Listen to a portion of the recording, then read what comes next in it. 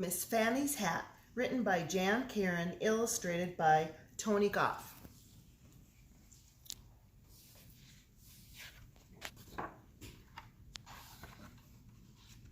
Miss Fannie has lots of hats, and each one of them is her favorite. When she wears her red felt with the big feather, she looks in the mirror and says, "I just love this hat." And her friends at church say, "Miss Fannie, we just love that hat." And when she wears her green velour with the fancy pin, she says, "I sure do love this hat." And her Sunday school teacher says, "Miss Fannie, I sure do love that hat." But when she wears her famous pink straw with the silk roses, she always says, "I really do love this hat." And everyone else really loves it too. Miss Fannie is 99 years old and very small.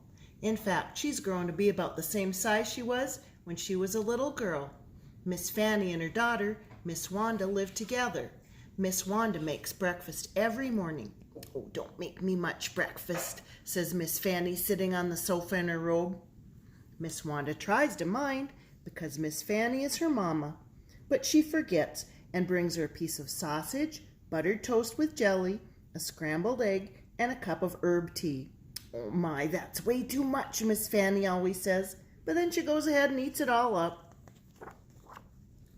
Every morning after breakfast, Miss Fannie reads her Bible. She has worn out 3 Bibles, reading them over and over. Her very favorite verse is, "With God, all things are possible."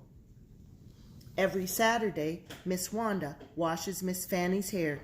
Miss Fannie takes off her robe and stands around in her slip, looking very tiny. Then she gets on a stool and sticks her head in the sink. Miss Wanda runs the warm water and puts a shampoo on her mama's head and scrubs until it lathers up. Then she scrubs some more. "Oh, that feels good," says Miss Fannie. After she washes her mama's hair, Miss Wanda rolls it up in tight little curls all over her head. The curlers are real hard to sleep in, but Miss Fannie doesn't care one bit. She knows that when she goes to church the next day, she will look beautiful. On Sunday morning, Miss Fannie puts on a pretty dress and high-heeled shoes. She puts on earrings and necklaces and lipstick and blusher and powder. Next, Miss Fannie combs out her mama's hair, which is all nice and soft and gray, like the feathers of a dove. Then, finally, after all that fussing with her hair, she goes and hides it under a hat. Miss Fannie has 3 black hats, 2 red hats, 1 green hat, 2 white hats, 2 navy hats, 3 beige hats, 1 brown hat, and the famous pink straw with roses. Because she never wears the same one twice in a row, some people think she has a whole closet full of hats, which of course she does.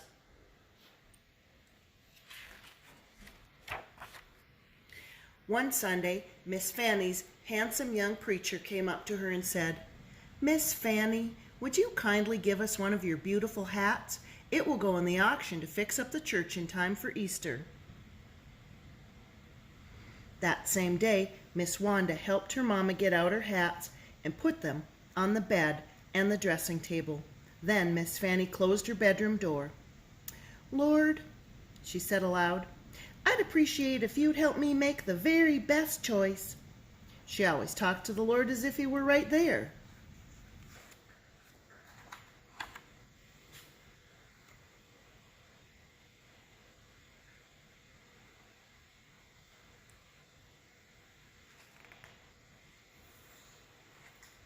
Miss Fannie walked around the room and looked at each one of her hats. The green velour with the fancy pin was very, very old and still very beautiful. During the terrible flood of 1916, she had crossed the swollen river on a ferry to visit her mother and father.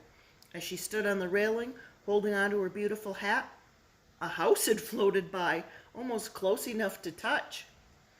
And over there was her wide-brimmed felt with the gleaming black feather. "Ha! That feather had come from the tail of a hawk that was trying to kill her hens and biddies. She grabbed that hawk around the neck, and before you could say doodly squat, that hawk would never bother her chickens again. Then Miss Fannie picked up the hat made of soft brown velvet and stroked it. It had always reminded her of Flower, her grandmother's cow. When Miss Fannie was just 7 years old, she had started milking the brown, velvety soft Flower. Each evening she carried the milk to the spring in a bucket and set it in the icy water to keep cool. Later, her mama would pour the milk in a churn, and Miss Fannie would churn it into butter, just like you buy in the store, except better. She realized that each one of her hats was like a friend, and each one brought back special memories. Finally, Miss Fannie came to her most favorite hat of all, the pink straw with the silk roses. She had worn it every Easter Sunday for 35 years, and it always made her feel brand new, like Easter itself. But she wasn't the only one who thought it was special. Everyone at church looked for her pink hat on Easter Sunday, just as they looked for the tulips and daffodils to bloom in the spring.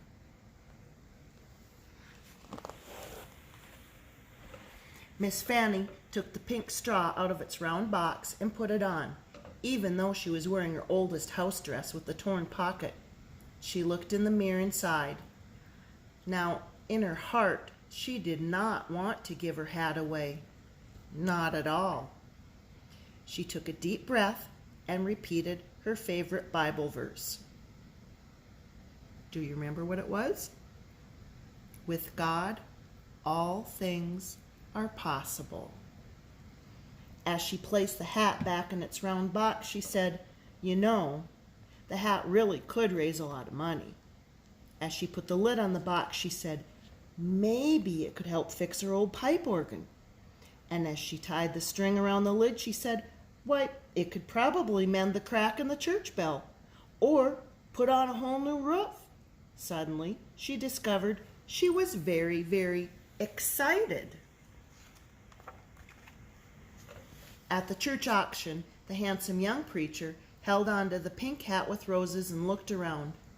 "What am I bid for Miss Fannie's famous hat?"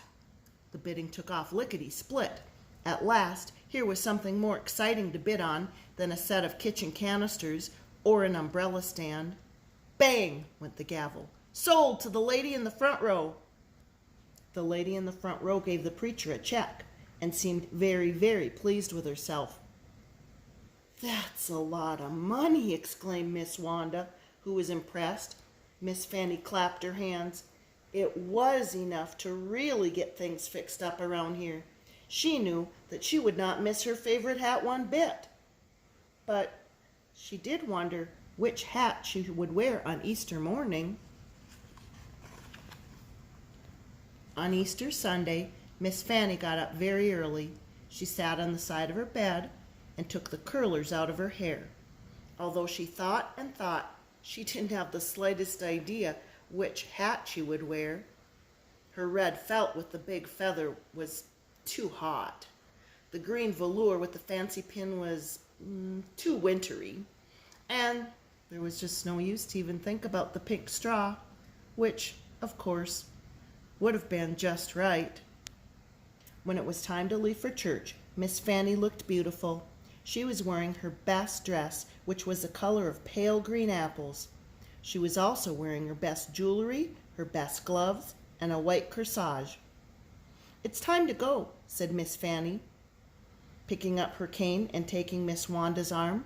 Miss Wanda could not believe her eyes. Her mama was going out the door without wearing any hat at all. When they arrived at church, Miss Fannie couldn't believe her eyes. On either side of the freshly painted church, someone had planted beds of glorious pink roses. Pink roses were also planted along the walkway, under the stained glass window, and in front of the old fence by the street. "Oh, Mama," said Miss Wanda, "it looks just like your pink hat." The handsome young preacher greeted them, on the steps and gave each one a big hug. "We hope you're pleased, Miss Fannie. We were able to patch the bell and fix the organ, and your beautiful hat made it possible to buy all these roses." As Miss Fannie laughed with delight, they didn't see an old woman at all. What they saw was a young girl with hair as soft as the feathers on a dove.